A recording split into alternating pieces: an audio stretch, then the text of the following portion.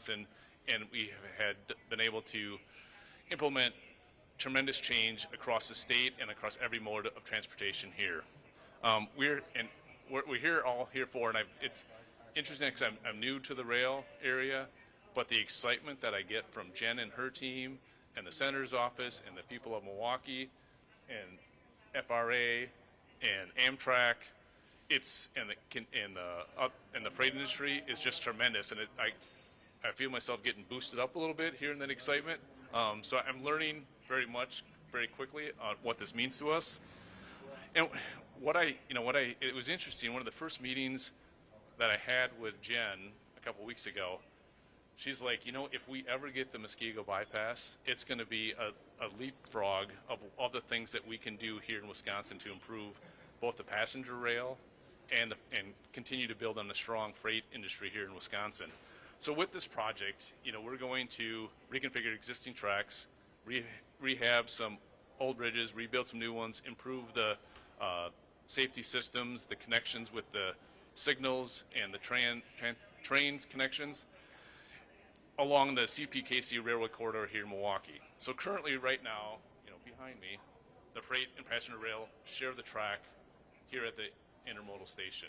With this bypass in Muskego, just to the south of here, it's going to create a separation between freight and rail one. It's going to improve timing from both the passenger and the freight. It's going to improve safety across the board, and it's a thing that struck me a little bit as well is it'll decrease the number of freight trains that'll be crossing busy intersections here in Milwaukee. We're also thrilled that the Muskego Bypass will lay the foundation to help build a strong rail transportation system here and into the future. With the investment and the completion of the Milwaukee Airport Rail Station project in 26, WisDOT will be able to implement 8 round trips between Milwaukee and Chicago, helping to further utilize the heavily traveled Hiawatha train between here and Chicago. It'll also allow for potential rail growth, passenger rail growth across the state where we currently don't have service there now. So the Milwaukee Intermodal Station is a hub of 4 locations that we're looking at through FRA's corridor identification program. We're currently assessing the feasibility of making connections in Green Bay, Eau Claire, and Madison. It's an exciting time for us in the programs, but it wouldn't be possible without our partners. Thank you again to FRA, to Amtrak, to Senator Baldwin's office, CPKC for the continued support of moving these projects forward. And with that, I'm going to turn it over to Amit Bose. Thank you very much. It is great to be here in Milwaukee today, and a great day for Milwaukee and Wisconsin. Thank you very much to the Wisconsin Department of Transportation for hosting us today. It's a pleasure to be here with the Deputy Secretary Scott Lowry and Amtrak President Roger Harris. While they couldn't be here in person, I also want to give a special shout out to Senator Baldwin for her heartfelt advocacy for this project in passenger and freight rail in Wisconsin, and the congressional delegation members from across Wisconsin who supported the bipartisan infrastructure law. We wouldn't be standing here today without that steadfast support. Today is a very, very big day for passenger rail in the Midwest and for Wisconsin, because the project that we're talking about is going to benefit so many communities, not only within the state, across the Midwest, but really across the country. Making this award possible also required the strong support of CPKC and Amtrak, and I want to commemorate them for their partnership, their strong partnership with Wisconsin DOT. And also note the support from the states of Illinois and Minnesota, because really in the Midwest we have a real network, a real passenger rail network that the states work so well together on cooperatively. Under the Biden-Harris administration, the Federal Railroad Administration has been hard at work tackling long-standing rail needs, funding projects to modernize and improve vital infrastructure to reverse a half-century of federal underinvestment in America's rail networks. Here at the Milwaukee Intermodal Station, we have an opportunity to build more and build back better, to move people and goods in a safer, faster, more convenient, and more environmentally friendly way. We have an opportunity to invest in the future growth of this corridor and this region. With funding in the bipartisan infrastructure law, I'm eager to announce that we're taking advantage of this opportunity.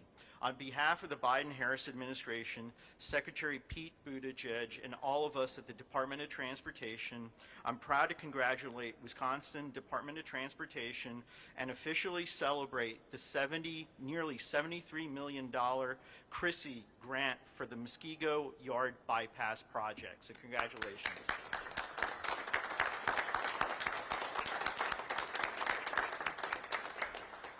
You know, every day is a busy one here behind me at the intermodal station. Passenger trains can find themselves delayed by congestion.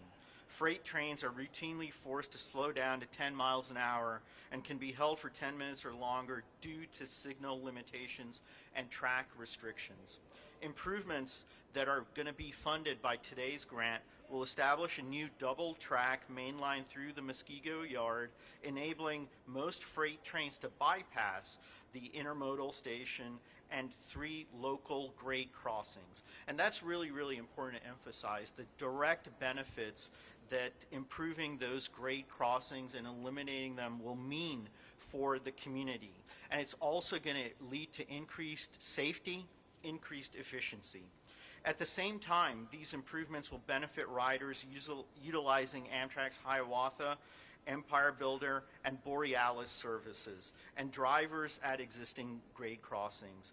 With the Muskego Yard Bypass project, freight trains are going to move faster through Milwaukee, and the new capacity this project will provide is going to mean less congestion and fewer delays for passengers. The project is a win-win for freight and passenger rail and is an embodiment of what we try to do through our Consolidated Rail Improvements Program, or CRISI program. And it's all about what is possible thanks to the funding in the bipartisan infrastructure law.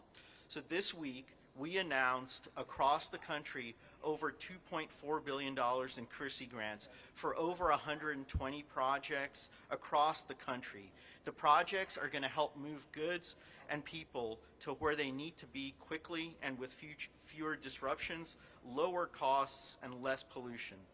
This project in Milwaukee is one of several moving forward in the state of Wisconsin under the Biden-Harris administration. A CRISI grant announced last year will upgrade 3 century-old swing bridges over the Fox River. An FRA railroad crossing elimination grant will remove 2 existing highway rail crossings and build overpasses to prevent rail car collisions and block crossings. These upgrades and more like them are going to be making life safer and easier for drivers and residents in and around the city of Eau Claire. Through FRA's grant programs and Amtrak, we're also investing in popular routes across the Midwest that riders will rely on a daily basis, and also we're planning for future corridors. We're creating a pipeline of corridors that would contribute to further growth in Wisconsin and the region.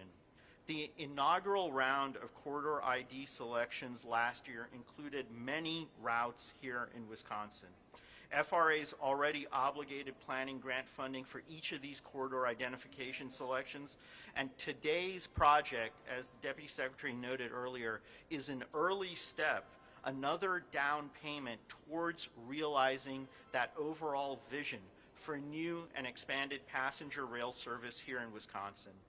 Simply put, there's a lot to be proud of here in Wisconsin and in Milwaukee. The CRISI program has always been highly competitive, and this year was no different. We had over $7.4 billion in requests, and this project stood out. Again, I want to extend my heartfelt congratulations to the Wisconsin Department of Transportation and all the successful applicants across the country and in this region for submitting such strong applications this year, doing the hard work, the long-term hard work necessary to position these important projects for success. I want to, again, especially recognize Canadian Pacific, Kansas City, for being such an engaged and supportive partner with WisDOT and Amtrak on this project. As I said earlier, today is a win-win for freight and passenger rail service. I hope others will notice and will form similar partnerships as we continue to grow America's rail network. Since the start of the Biden-Harris administration, the FRA has now over 300 rail projects nationwide, and we've identified 69 corridors in every region of the country. It marks the most significant investment in American rail in more than 50 years.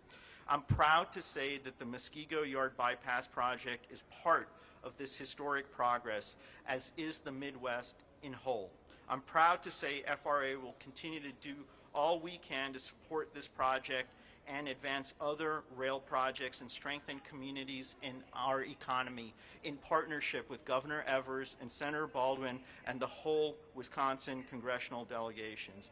These projects make a real difference in people's daily lives. The work is well underway, and I look forward to celebrating even more milestones in the months and years ahead here. Thank you.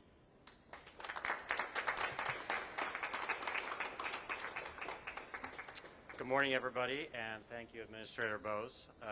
I'm pleased to be here today.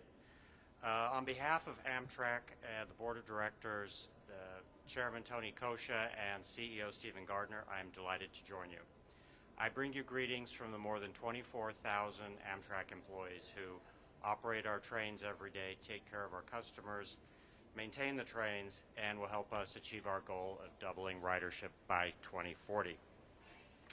We will soon be releasing our fiscal year results our fiscal year ended last month, and you'll see that we continue to see strong demand for Amtrak service across the country. We'll be announcing record ridership, revenue, and investments, and this really, I think, goes to show how much interest there is in rail service today.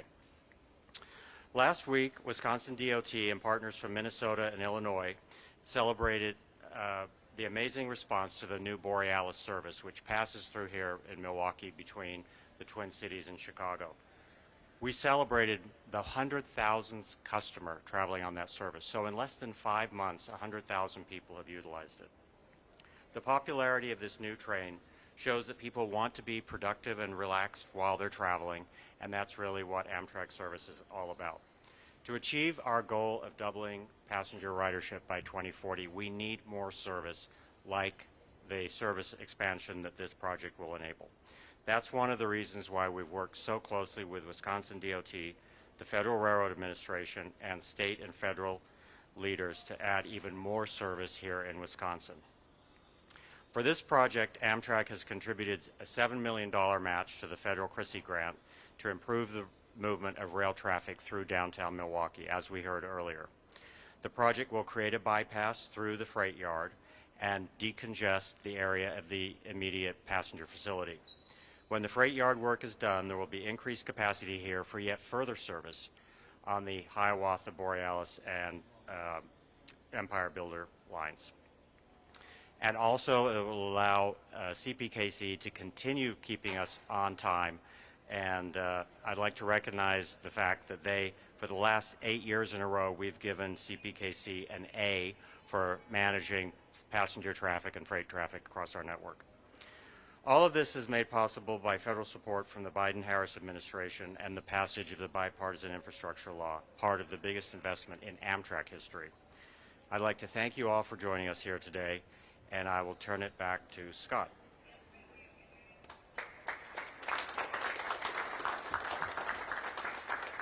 Thanks, Roger, and thanks again, everybody, for being here. Special thanks to Amit and FRA, Roger with Amtrak, Nick with CPKC, and Rebecca from Senator Baldwin's office. It's a great project. We're eager to get it moving. I want to I want to take time to thank the WisDOT team that helped put this grant together and is going to make this project a success. We want to move this to completion.